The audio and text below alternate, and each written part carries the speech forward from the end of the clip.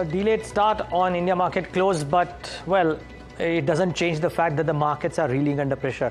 Almost seems to be a Wednesday redo of sorts, because the Nifty is still down 0.78%. This was about the fall that we had for a better part of Wednesday's session, but the pain at the broader end of the spectrum was much, much worse. So if you look at the mid caps, small caps, 0.5% for mid caps, but the market breadth and the small cap index, okay, actually small caps is not, but the market breadth is still looking wobbly. And some of the financiers, power financiers or otherwise, have corrected quite strongly in the session today. So the market breadth is still a bit patchy. Keep that at the back of your mind.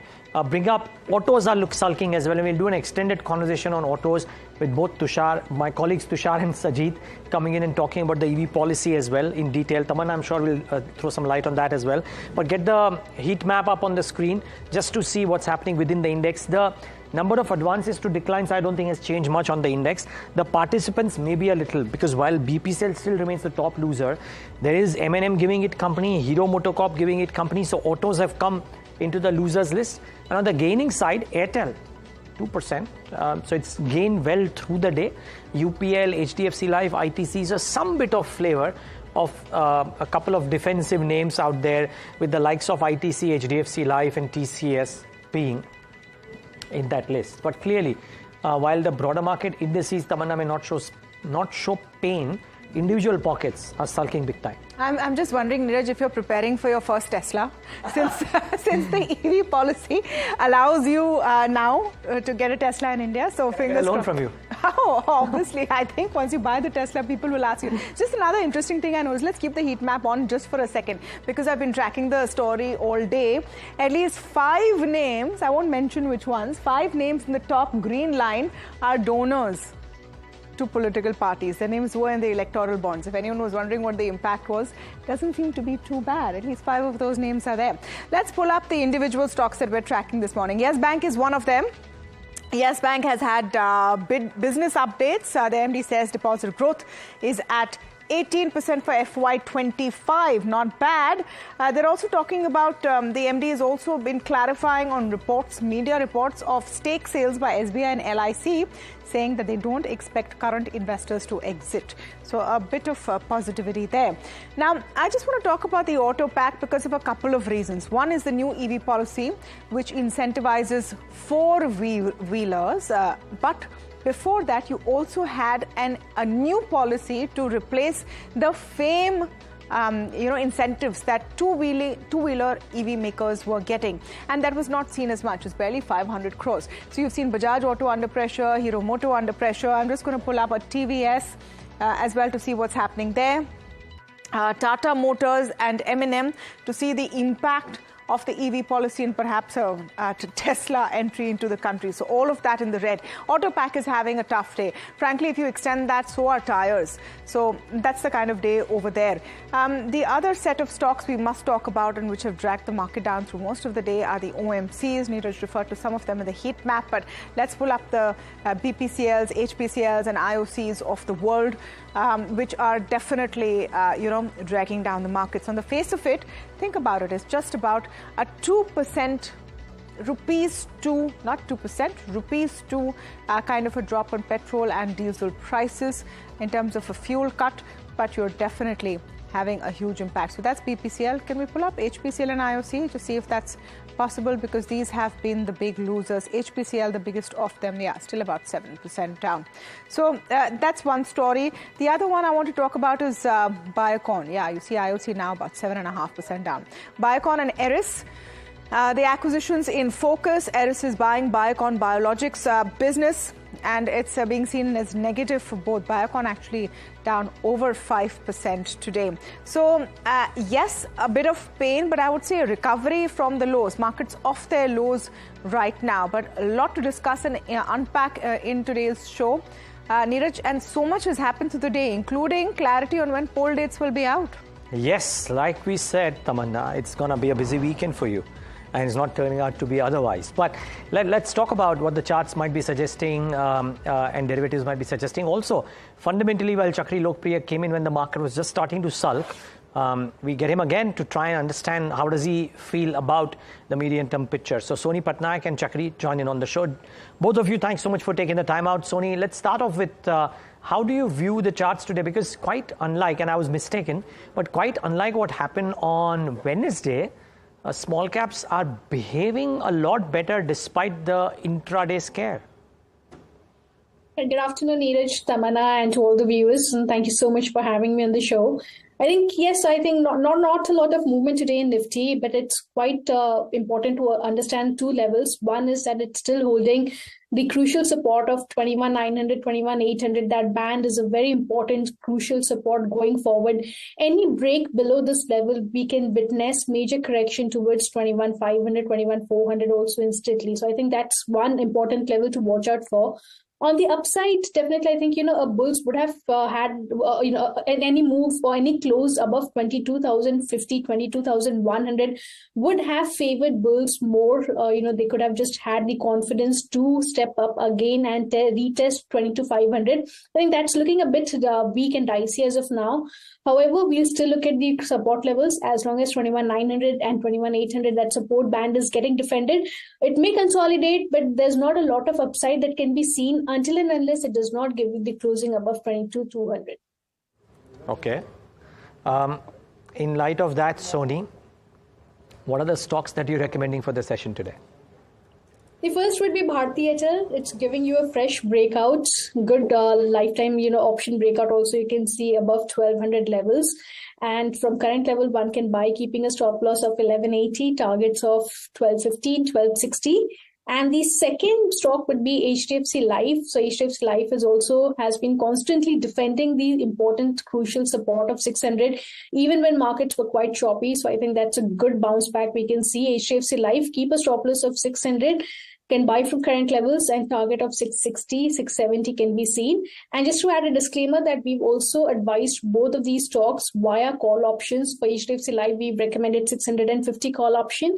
And for Bharti Airtel, we've recommended 1220 call options, both with the same view to our GM clients today. Chakri, good afternoon. Let's start with your take of what's been happening with PSU stocks. Again, the seesaw continues, and even now you're seeing a bit of pressure over there. Anything that you'd pick up right now, or you just really be a bit nervous about what you're seeing?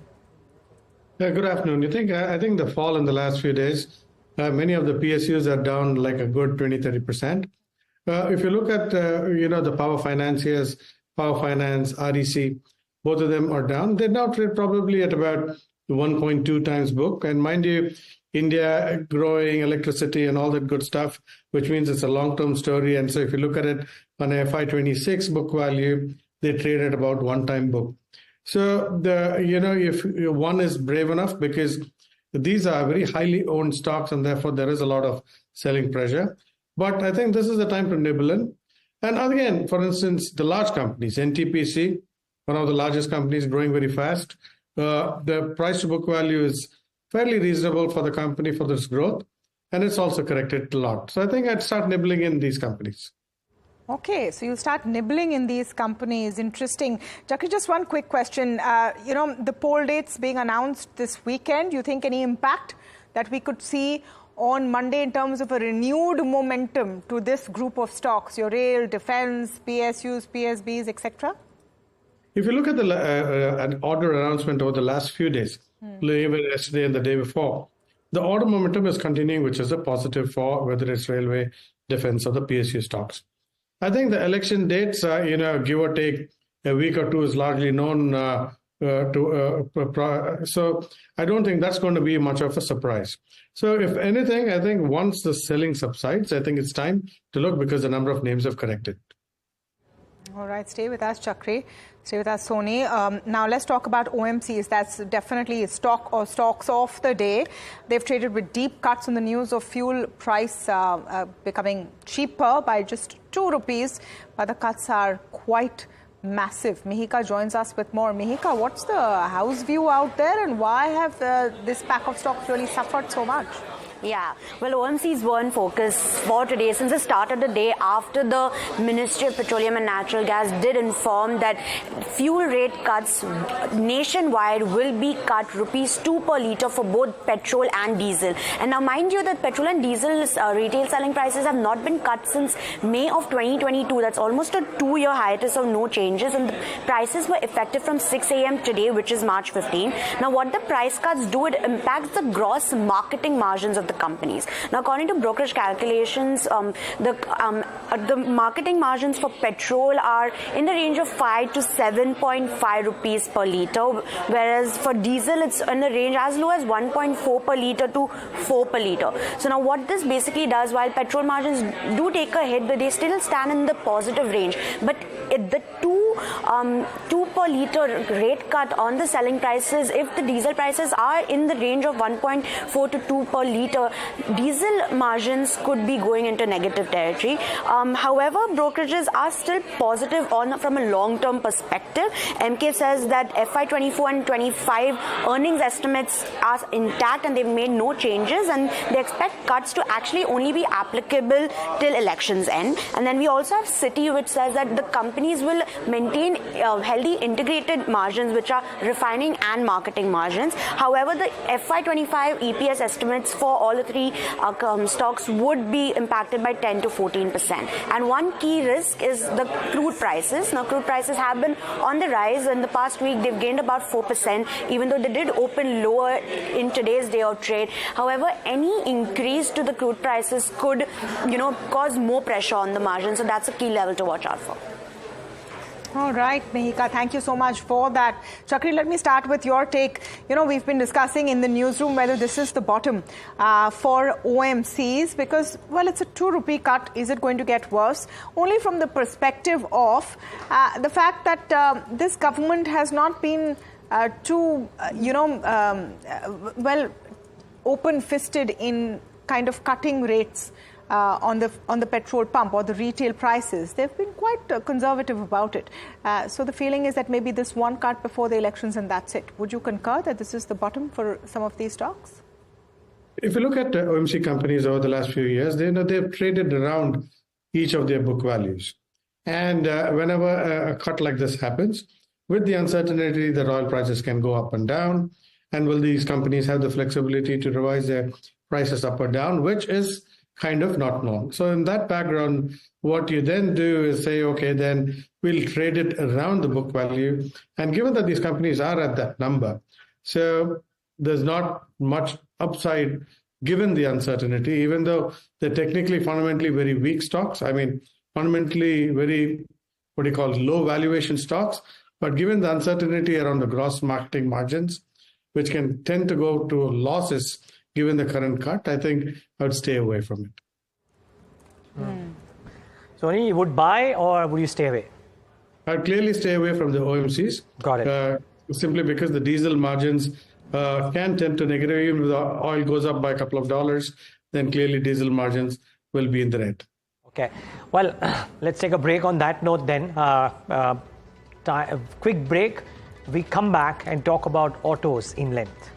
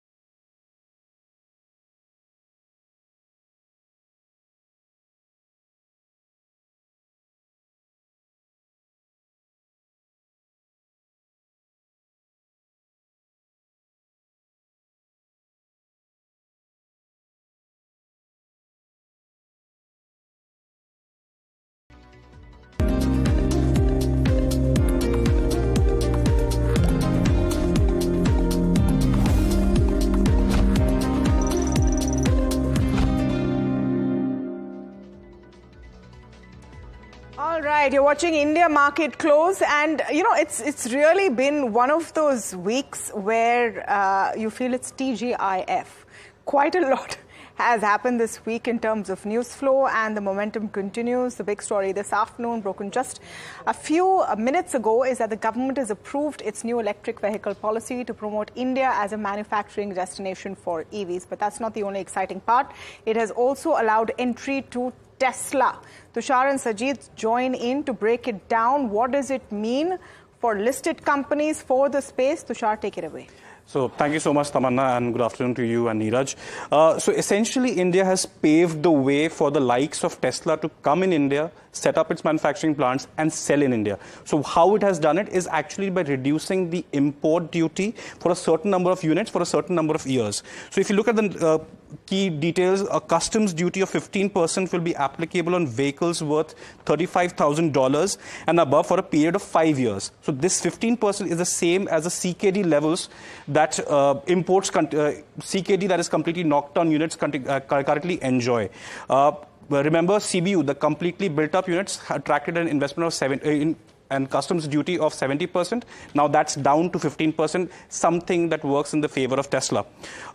OEMs that are going to set up EV plants must invest a minimum of 4,150 crores, but there's no cap on maximum investment. OEMs have a total of 3 years to set up an EV plant in India and about 5 years for domestic value addition. What domestic value addition means that about the local sourcing of components that has to go into the manufacturing of each electric vehicle.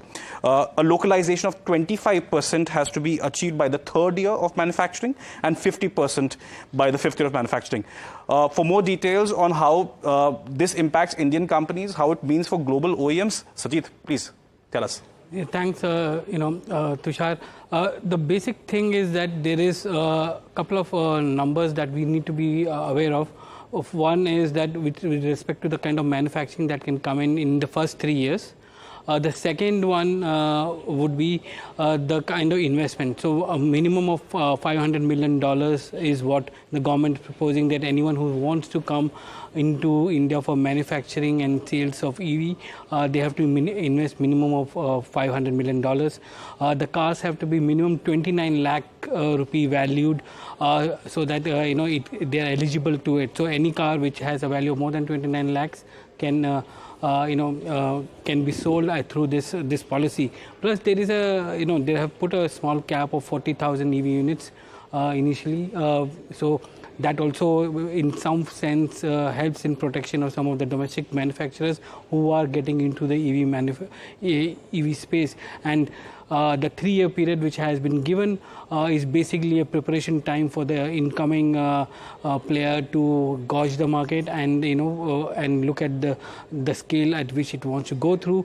But at the same time, it also provides the ecosystem, which is the EV ecosystem within the country, to develop, and so that they can reach 25% in 3 years in terms of localization, and then 50% within 5 years. So overall, it seems to be, despite a lot of automakers pushing back, the government has gone ahead and come out with a policy which basically gives an advantage to anyone who wants to make India a manufacturing hub. Niraj. Okay. Well, guys, what are the challenges to your mind that could come in for local companies? Because today, it seems that the established auto companies have clearly taken the chin on the back of this. From the highs, the auto index is down significantly. That's right. If you look at from the company's point of view or from the ecosystem point of view, you are seeing a build-up of ecosystem for electric vehicles in the country.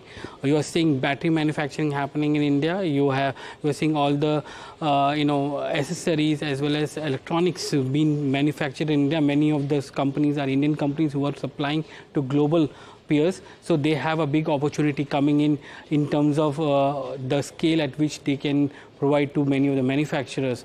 From from the point of view, the Indian manufacturers, they have 3 years to prepare themselves and scale up their operation so that they have a good foothold in this market.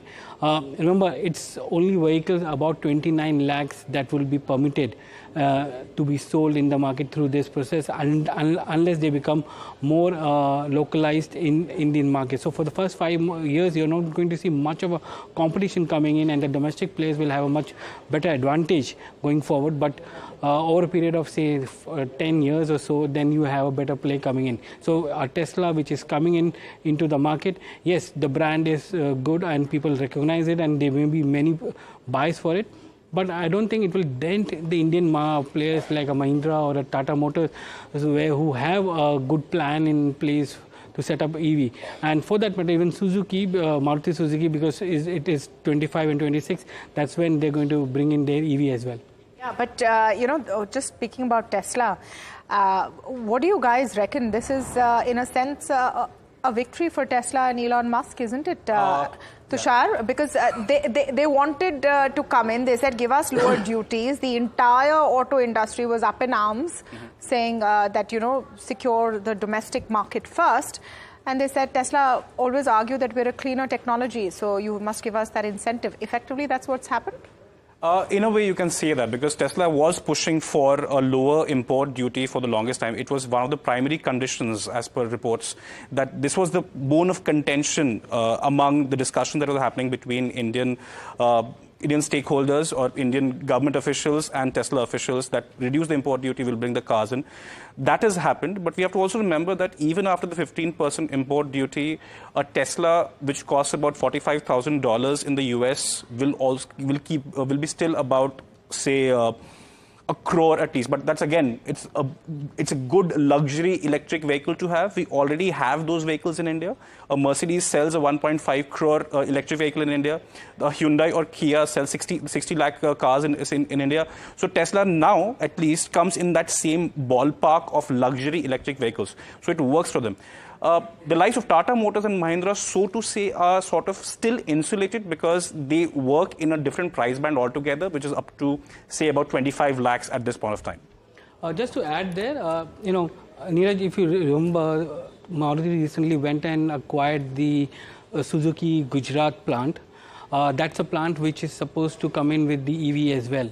And Suzuki will be coming out with an EV in 25. So, there is a possibility, and Maruti has already, put in its, plans with respect to the investment that is going to make over the next 4 to 5 years in this market.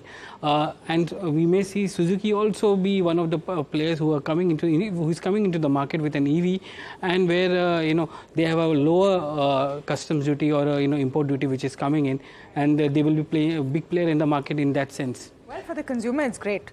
More options coming in the EV space, especially in the passenger vehicle space. Thank you so much, Sajid and Tushar, for breaking all of that down. Soni Patnaik and Chakri Lokpriya with us. Soni, let me get a quick technical view from you on some of these plays. The auto index is down. The individual stocks are also hurting. I just want to pull up the index and its components to get a better sense of where the pain point is. And let's pull up the Nifty auto components as well. TVS Motors sharply down with 4% cut. M&M, Hero, all of them hurting. Soni, anything that you like at this point, or you'd go short on?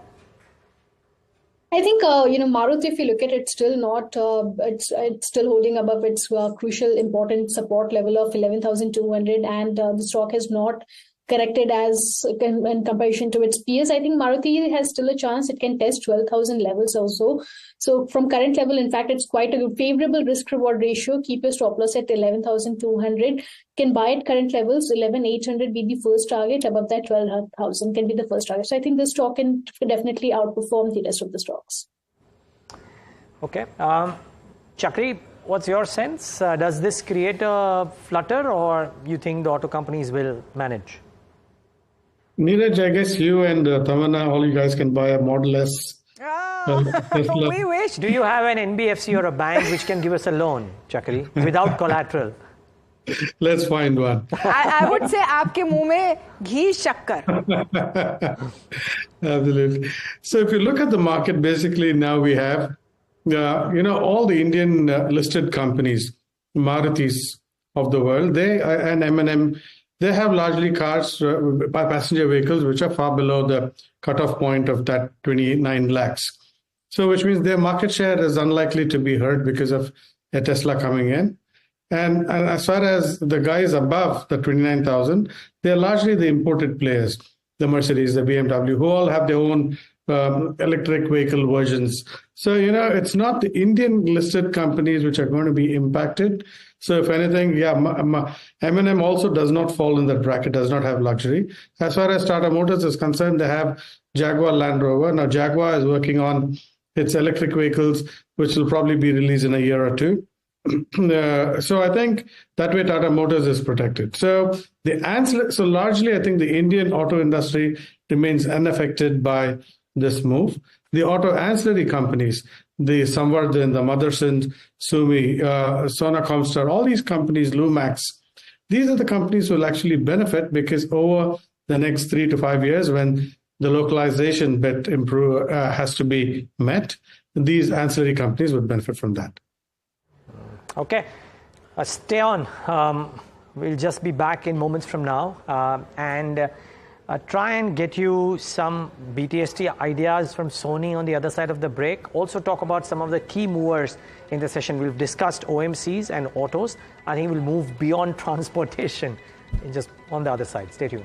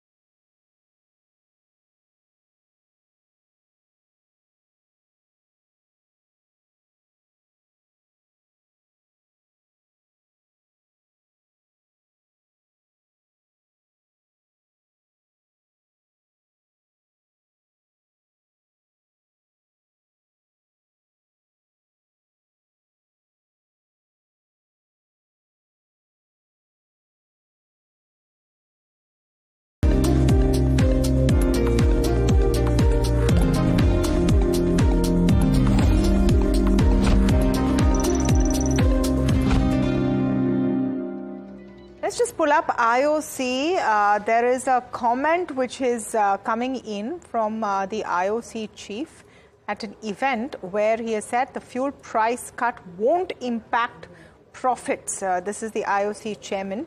He also goes on to say state companies are losing money on diesel sales. IOC has taken a sharp knock through the day. Mild, very ever so mild recovery that I'm seeing over there. But, you know, the other big, I think, event or set of data that the market has been watching very, very closely is the stress test results that have come in today. And really, it's been an Agni Pariksha of sorts for the mutual fund industry and a focus on what would happen.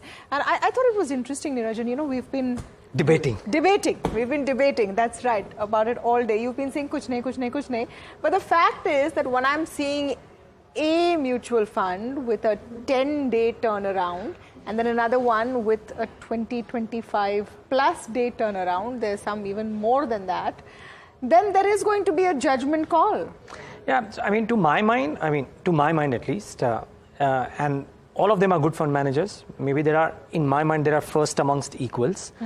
And unless the turnaround day is way too off, we should pull up that chart while we're talking, which shows all of them all together to give an idea of what we're talking about. This is a stress test. Yeah. If these mutual fund companies have a 50% 25 or 50% redemption, how many days will it take? Yeah, for the small caps in particular, the numbers are very high. The mid cap one is okay. But the small cap one, if producers will pull that, that is where the litmus test, if you will, could be. But again, maybe just maybe depending a lot on the fund manager who's managing the money, because the returns will probably come there, and as long as the numbers are not way off. And remember, in some cases, the numbers would also be high because the AUM is just so high that it just takes that much time. I guess that's the case with Nippon India. At 46,000 crores of AUM in small caps, you will naturally take that much longer a time. At least that's what I feel. So. Yeah. I have SIPs in some of these. I think I'm continuing them. Yeah, of course. I mean, I'm just saying when you relatively see a 60-day figure, like for SBI. So, okay, you have a Nippon with a large AUM. Then you have an SBI with a 60-day figure and not as large an AUM. So, at least you're giving information. Yeah, good information. It's good information. I mean, these might not be, it's not like a test that you fail or pass. Let me say that. It's a stress test, but not necessarily one where the result means that you failed or passed. So our colleague Alex Matthew earlier spoke to Quant Group's Sandeep Tandon for more on this and perspective of their own numbers. Take a look. What they want to showcase that whether your portfolio is liquid or not. So some of the data points they have given, it gives you some, it does not give you totality about liquidity. It does not give you totality about the quality of the portfolio construct. What it gives you some measures about risk and some measure definitely about the liquidity. So it's a step in right direction. What is important for us to understand that is that you have to assess the risk appetite and the tenure which you are looking at. And it is a theoretical exercise for us to believe that entire industry, all small and mid cap will be unwinded in one day.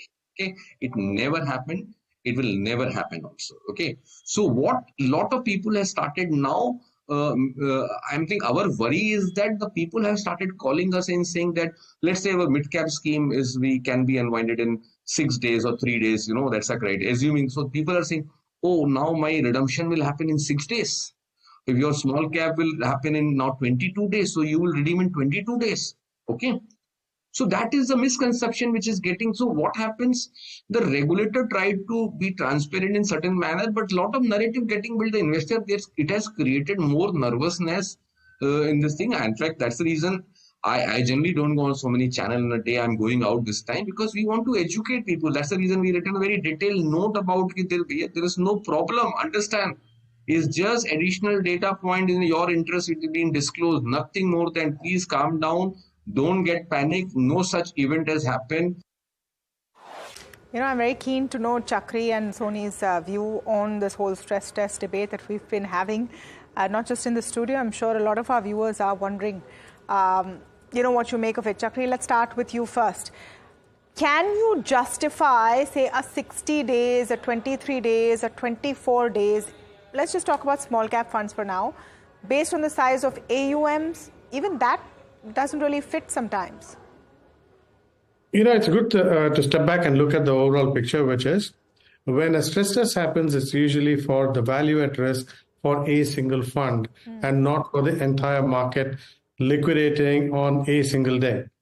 Now, if you take when 9/11 happened, September in the US, the whole world, the markets just shut because the exchanges couldn't take the amount of volume. So here in these stress tests, they're trying to say that what if everybody sold 25% of their portfolio on a given day? The question is, why would anybody sell their portfolio, 25% of their portfolio on the same day? They would do that only if there was a worldwide, some catastrophe that has happened and people want to run out of the door. If that happens, in any case, because of the volumes, the exchanges will freeze. That has happened several times over the 25 years that I've been in this business. So the whole stress test is more a theoretical one, because when you say that, okay, I'm going to execute 25% of the overall volume that is out there, and I'm going to take X number of days, that becomes a very, very theoretical exercise. So in reality, what's going to happen is, suppose there's an event for a particular fund house, for a particular fund, they would be able to liquidate far faster because the overall market liquidity is very different. That's true. Yep, a fair point. Fair point out there. Okay, let's look at some stocks which have moved around today on volumes. I think a stock that stands out, and while PSUs have by and large have had a bit of a drubbing, Cochin Shipyard, I should pull that one up. Good price, good volume action. I mean, about 4 times the average volumes, and it's trading at the day's highs at 10.5% higher. So really good showing by Cochin in particular. There was also some talk of Garden Reach shipbuilders maybe doing okay, but don't know if it's really participated in the session today. But Cochin certainly has. Garden Reach shipbuilders too, 4.5% higher. Sony, any chance to look at some of these companies? PSUs aren't exactly firing. They are doing something different today. Absolutely, Niraj. I think Cochin Shipyard, rightly said, volumes very strong. And on charts also, we can see that it's a good breakout, anywhere heading towards 940, 950 in the coming days. It's trying to close even above its 20 EMA, which is quite strong on short-term chart basis. So one can just continue to trail these stop loss somewhere around 840, 845 should do the trick, and then just hold the stock for 940 or 940, 950. Any move above that will be a very fresh breakout, and the rally can just continue up to even 1050 odd levels on a positional basis. As of now, the first target comes out to be 940 and must hold with 840 stop loss. Okay, well, 892 and counting on this one. Really good show put up by that. The other one which has done well today, I think on price volumes, is Reliance Infra. A bit of a bounce back day for this one. So that stock is okay. There is strength in Wari, there is strength in UPL. But yeah, principally it's the shipyard companies which have had a really good run. The other thing is, Chakri, for all the issues around metal demand because of China, copper seems to be charting a completely different course. Prices hitting highs yet again today, multi-year highs or thereabouts. It's reflecting in the stock prices too, but is that a believable trend that you would want to invest into via the stock market route as well? Hindustan Copper or Vedanta or some such? Copper is usually an indication that demand for various consumer goods is going to pick up, because copper is used in a wide variety of consumer durables. And that is usually a harbinger initial sign. So if there is going to be a recovery in the global markets, because interest rates are right at the top, everybody's going to start cutting rates sometime in the next 2 or 3 months, and therefore the consumers are going to start spending again. So if all this happens, then copper demand usually picks up, and so maybe that is a sign that, but it's still early days. I was just looking at Paytm, and gosh, what a day that counter has had. The overhang seems to be behind them. 15th March was an important day because all of the RBI restrictions actually come into place. But just well in time last evening, the banks who would be taking over and ensuring there was no disruption to the payments business were notified. Yes, Bank has had quite a bit of an advantage there as well, but there's HDFC, ICICI Bank, etc. Now it's a pure payments play. It's been on a 5% circuit all day. Soni, how would you look at a Paytm at this point? Tamanna, I think, regardless of how the impact has been, due to various multiple news on this particular stock on charts, the stock still remains quite weak. And on any opportunity or towards 400, 420, 450, these are the levels where it's continuously facing a supply zone.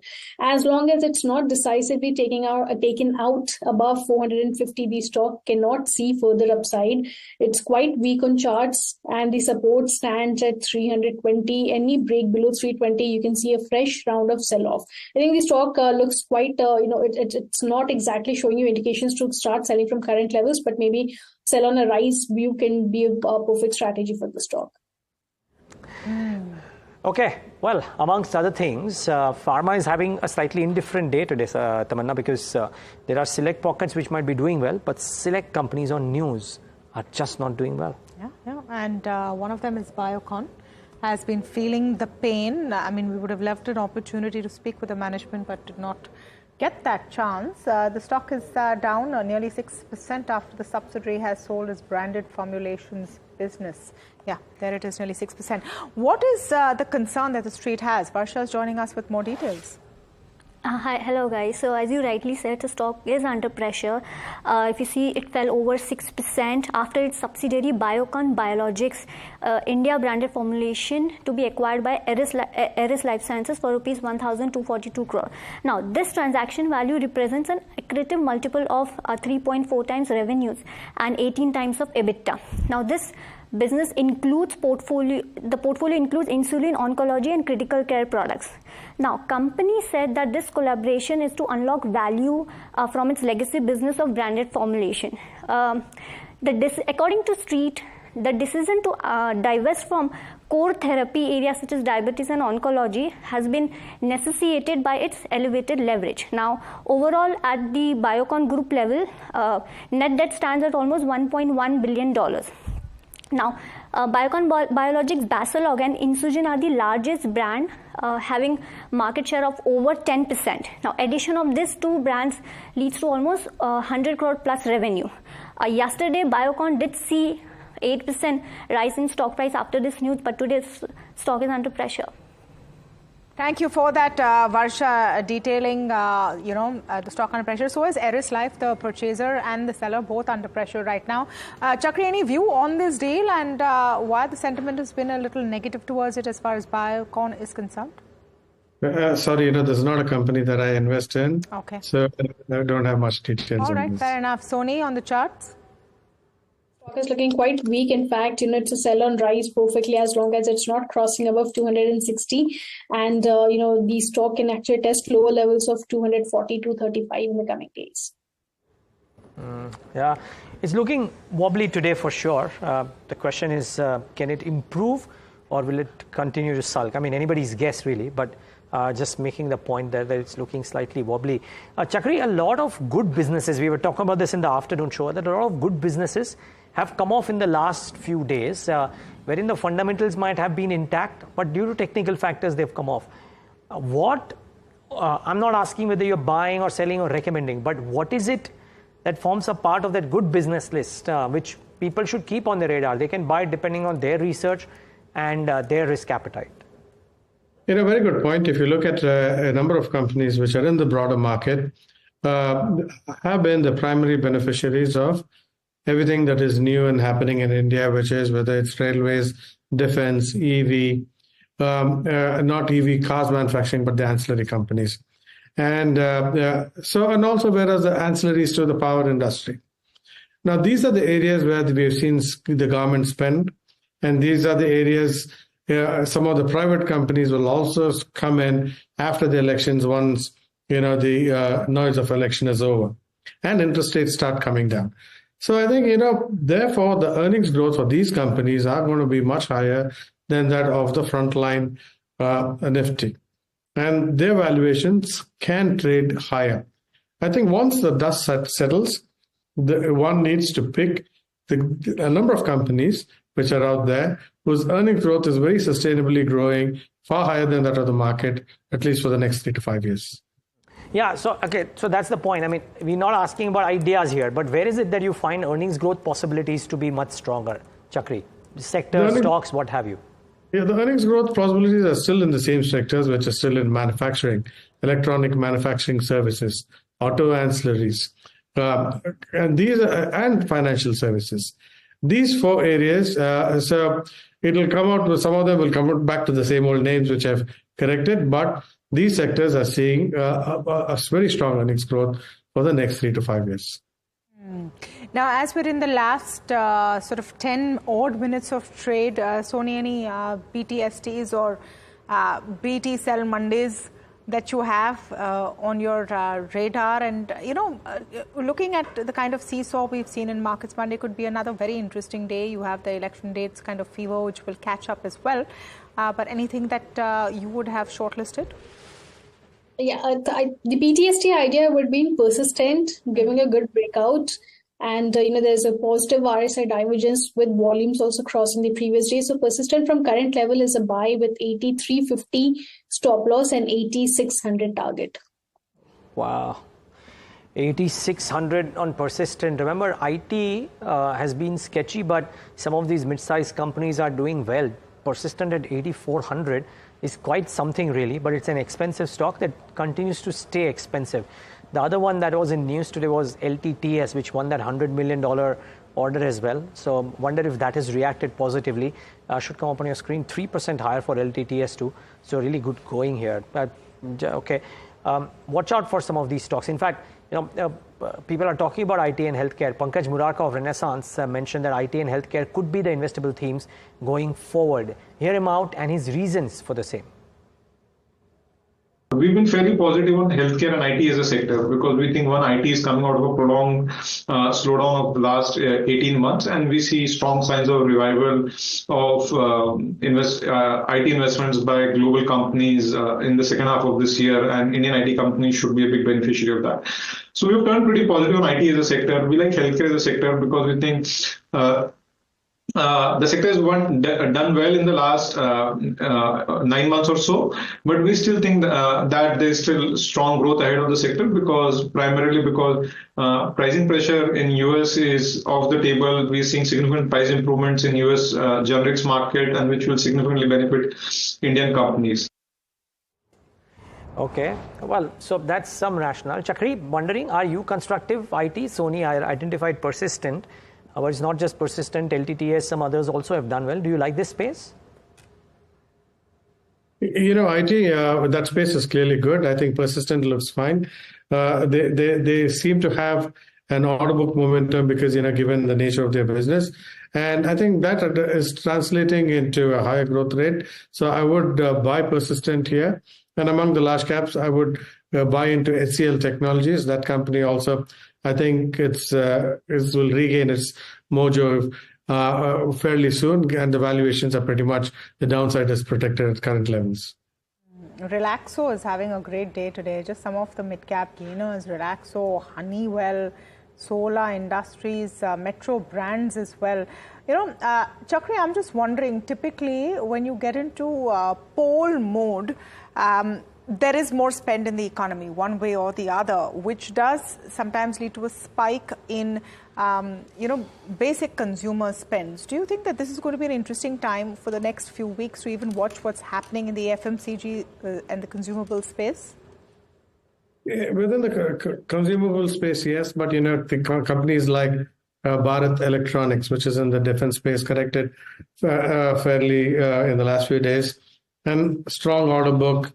That'll be a theme, national security, defense, and all that, which will be spoken about. And some of the consumer names, like you said, the FMCG names. But more, I would go with the consumer durables such as an M&M, because some of the sales usually pick up in the run up to elections. So that's another within auto space. M&M I'd look at. Yeah. Any views, Sony, on an M&M or a BEL? I think M&M is looking slightly on the profit booking side. So, one can just look forward to avoid the stock as of now until it has settled down. BEL, on the other hand, definitely, I think, it has a support of 180 and it has clearly taken those support. It's just bouncing towards 190. I think from current levels also, one can look at with a good stop loss of 180. Hold the stock. It should do 200, 205 in the coming days again. Okay. The other thing that has done well after days and days of a fall are the wind energy companies. So Inox Wind is up 2.5% today. It was up in between as well, but went down all the way to 425, I think. So from there has bounced back, but in today's session up about a couple of percentage points. Tamanna rightly identified Relaxo, so that is done well, yes. But today, some of the media stocks also have bounced back after days of a pullback or days of a downtake. TV18 Broadcast and Network 18 are also up 5% apiece. So 3.5% for TV18, Network 18 up about 5%. So those are a couple of other interesting names. Zomato is up 4.5% at 162. Sony, on the chart, Zomato, it's kind of sticking to this 160 odd level, moving up, yes, but consolidating at these levels, or do you think it's reaching a top? I think there's some consolidation going on. It's sideways movement. There's multiple support also that one can see around 150, 145. And on the higher side, 165, 170 seems to be that range. So it's just consolidating. Any move above 170, you can see a fresh round towards 190 as well. So I think one can just accumulate with 145 as a stop loss. And the moment it's taken out its resistance above 175, we can see it going towards 190. Right. Sony, I'm just wondering if you've been tracking Swan Energy, and this is a stock that has been on our radar since this morning. It was a call this morning from Kush Bora, who is our technical guest on the opening show as well, and has had a pretty good day. Do you think there's a further upside? I think, Tamanna, volumes definitely can be seen on charts today. If any further upside, it can test 600, 610 from current levels, provided on immediate basis it does not break 540 once more. So if it's holding 540, if it's defending, it should bounce towards 600. Any move above those levels, you can see, the confirmation of the stock being bottoming out and showing you a short temporary reversal from current levels. I think that's quite important. 540, important support to watch out for. What about you, Chakri? Any of these small cap names that you're tracking, you are seeing them completely off their day's lows. I want to just pull up the small cap index as well. And with all the focus on small caps, stress test, mutual fund, sort of under pressure for their small cap investments, the fact is that you've seen a fairly decent recovery through the day. The last 3 months has been tough. Yes, over a month. The small cap index has lost about 7.5%. But Chakri, is this the time to go bottom fishing? Yeah, if one has the risk appetite, clearly, yes. Companies like Park Hotels, I think it's called APJ Park Hotels. It recently IPO'd company. It's corrected fairly significantly. The anchor book is out of the way, and the valuations are far lower than an Indian Hotels or a Lemon Tree. And hotel expenses are still strong. So I think, yes, consumption. So Park Hotels. Okay, Sony, Chakri, thank you so much, both of you, for joining in today, and have a great weekend. Much appreciate your time. And let's start wrapping up the markets. About 1.5%, 1 minute 40 seconds left. And if we bring up what the large caps are doing, well, still sulking, but the small cap index is the center of my attention, because frankly, I'm a bit surprised when and I looked at the performance, and it's ending in the green. Not a bad day for the small cap space. Bring up the advanced decline ratio, and has it improved even further from what it was? Yes, it has. Almost even Stevens, just a few points here and there. Okay, the heat map, before I hand it over to Tamanna, what's happening at the broader end of the spectrum. A lot of red. I think the winners and losers list almost the same, but for the fact that Tata Motors is now in the top 5 losers list with 2.5% cut, and M&M, not BPCL, is the top loser. Who would have thought at the start of the trading day today? All of these under pressure with the EV policy. One reckons. Definitely, you see Hero Moto, all of them, Tata Motors, the entire pack. under pressure. Let's spot where Bajaj Auto is. Yeah, that also looking fairly weak. So you are seeing that kind of news. What's interesting, I think, is how a lot of the factors which seemed very important at the start of the day have dissipated. You're left with fuel cuts and auto policy as the key drivers. Let's just pull up where your mid-cap index looks like it's ending the day, and the line chart through the day would also be interesting because the mid-cap 100 is still 0.5% down, but off the day's lows, and you're seeing quite a recovery towards the end of it. In fact, your small cap is closing up in the green, but even here as well, they're definitely off the day's low. So you are seeing that kind of a move. I want to pull up the PSE index and its constituents because that continues to be a pressure point, Niraj, that we have seen. And if there is one sector, one set of stocks which is going to have some impact ahead of the polls, this is the one where you should keep your eye out on. And HPCL, Indian Oil, all of this is, of course, the fuel cuts. An interesting statement from the Indian Oil chairman just a few minutes ago saying that this is going to have no impact on our profitability. BPCL there as well, Oil India. So that's the big pressure point that you're largely seeing. So autos, PSU stocks, banks also fairly weak. Yep, not strong at all. So, but an interesting close with the small caps doing what they are. We wish you all a happy weekend from Tamanna and me and the team that put this show together. Thanks so much for tuning in. But remember, once the election dates get announced tomorrow on NDTV Profit, you will get enough data tomorrow in case that is something that interests you. And definitely join us on Monday to understand what that means for your portfolio.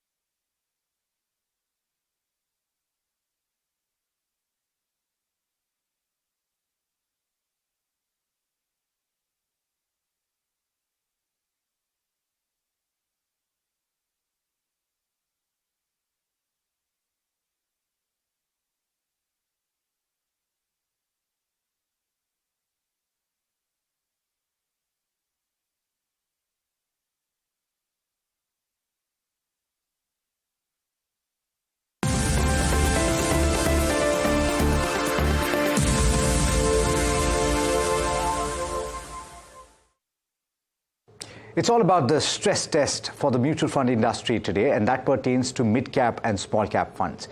What does this mean for your investments into these schemes, though? Should you change your strategy based on the outcome of the first test?